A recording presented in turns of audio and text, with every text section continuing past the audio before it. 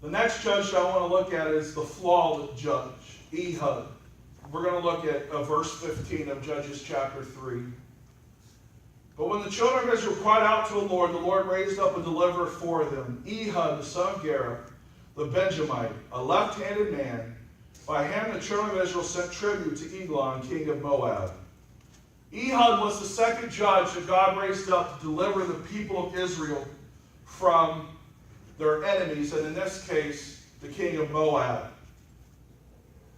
He was left-handed, and the Bible makes a concerted effort to point out to its readers, this author, that he was left-handed. Historically, left-handedness has been seen as an oddity and a weakness. In fact, people were encouraged that if their children wrote with their left hand, they were encouraged to have them switch hands to their right hand. About 90%, 85 to 90% of the world's population is right-handed. That means there's about 10 or 15% that are left-handed. And so even in the Bible, it talks about right hand and everything happened on the right hand and being on someone's right hand. That's because for 90% of the world, the right hand is that of strength and the left hand is that of weakness. And it makes a good representation of talking about distinguishing between the two. And that came into play because even in our society and our languages, we see that being left-handed was even sometimes not only considered to be a handicap, but evil. Latin, the word left is sinister, which has come into English to mean evil. The French word for left is gauche, which in English means awkward or tactless. The English word left comes from the Old English left, meaning weak. So in historic times, being left-handed was considered a flaw. The author is trying to tell us that from all intents and purposes, the world would have thought that Ehud was not qualified to be a leader or to do anything great for God because he was left-handed. But in fact, his left-handedness, what the world thought was a flaw, actually was the very reason that he was qualified to do what God had him to do. And the reason of this, he made a dagger, and because he was left-handed, he put the dagger on his right side. Because when you would draw it, you would draw across your body. Now, 90% of the world put it on their left side and drew with their right hand. There was that tiny little fraction of people who put it on their left side. And so when he went before the king to seek an audience, they didn't even search his left side. They just assumed he was right-handed, no dagger on the left side, so he was good to go. They didn't pay attention to the right side. When he went in to have his audience with the king, he said, "King, I have a special message for you," and the king cleared everybody out.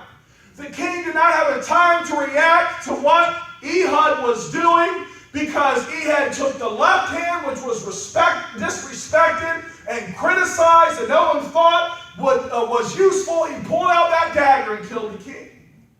His flaw, or what was considered to be a flaw, was used by God, and that's what qualified him to be uniquely used by God for that purpose. Amen.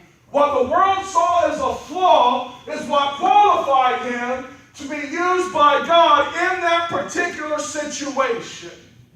Bob Dylan wrote a song called "Everything Is Broken," and it goes like this. Broken bottles, broken plates, broken switches, broken gates.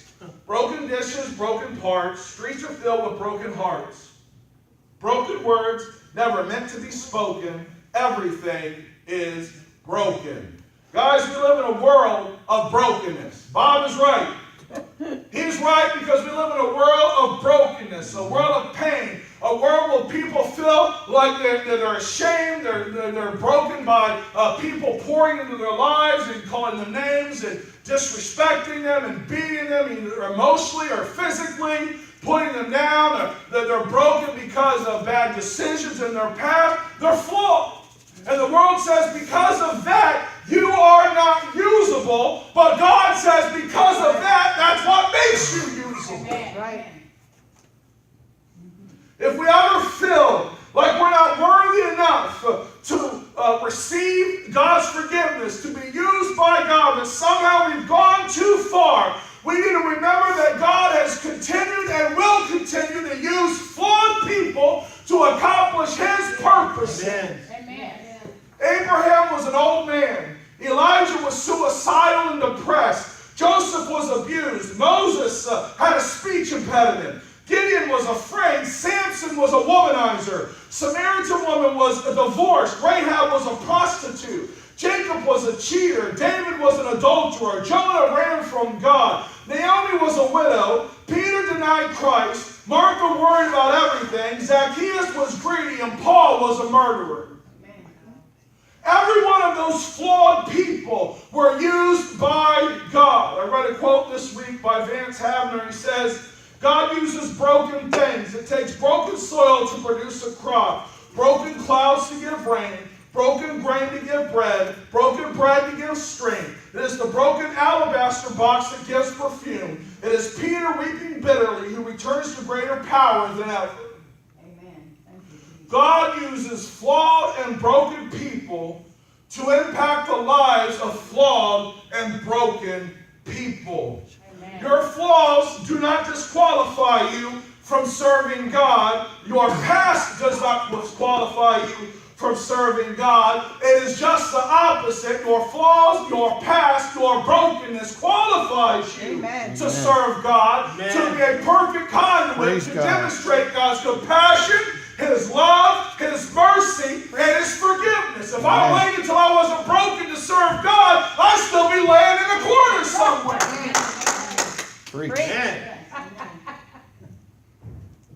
I knew a lady growing up, and she would get up to testify.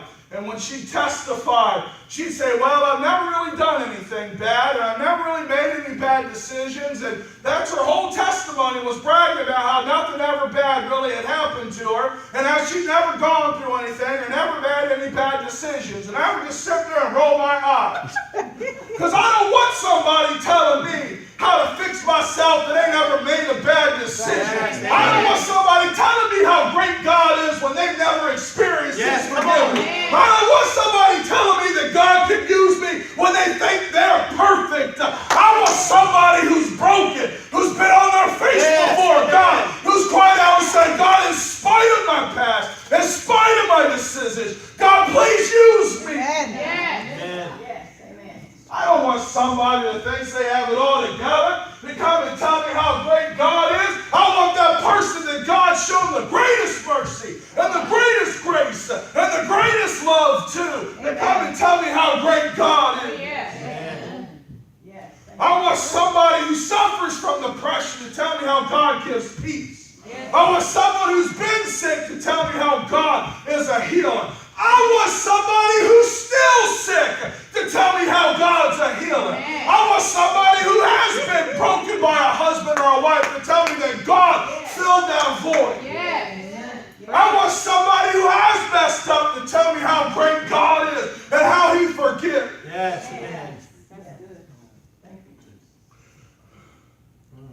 I don't relate to perfect people. I relate to broken people. Amen. I can't relate to that perfect specimen of athlete man who's playing football or basketball. Shut up and sit down. Get in the Pillsbury Doughboy any day. I can relate to him. He's real.